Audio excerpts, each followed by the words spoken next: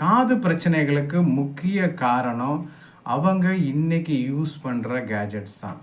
சிலர் பார்த்தீங்கன்னா படுக்கும்போதும் சரி, அவங்க தூங்கிடுவாங்க, இருந்தால் கூட அவங்க காதில் அந்த இயர்பட்ஸ் இருக்கும்.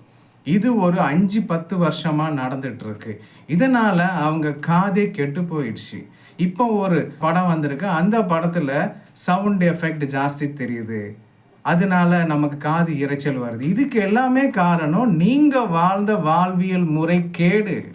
நீங்கள் கேஜெட்டை யூஸ் பண்ணிட்டு அதை உங்கள் காதுக்குள்ளேயே ஒரு மாட்டிட்டு உங்கள் காதில் இருக்கிற நேச்சுரல் ஆம்பிளிஃபையர் கெட்டு போயிடுச்சு.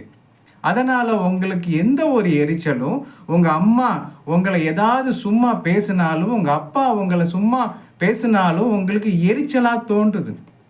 அதுதான் இன்னைக்கு நடக்கிற இந்த கங்குவா படத்துலையும் உங்களுக்கு இப்போ வாழ்கிற ஜென்ரேஷனுக்கு இது இரைச்சலாக தெரியுது.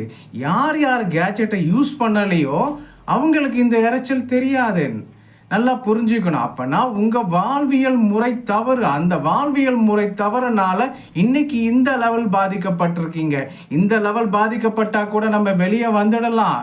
ஆனால் காது கேட்காம போய் உங்கள் காதுக்குள்ளேயே சில ஆம்பிளிஃபையர் செட் பண்ணி வச்சுட்டாங்கன்னா மென்டலி ஸ்ட்ரெஸ் ஆகிட்டு இந்த இடத்துல பார்த்தீங்கன்னா 3 ட்ரில்லியனுக்கு மேலே நரம்புகள் இருக்குது. நம்ம நூலிலையோட சின்ன நரம்புகள் இருக்கும். அந்த நூலிலையோட சின்ன நரம்புகள் ரத்தம் எப்படி உங்களுக்கு ஓடும் நினைக்கிறீங்க?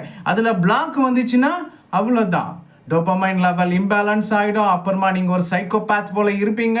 அதுக்கப்புறமா உங்களை ஃபோபியா வந்த போல் நிலைமைக்கு போயிடுவீங்க.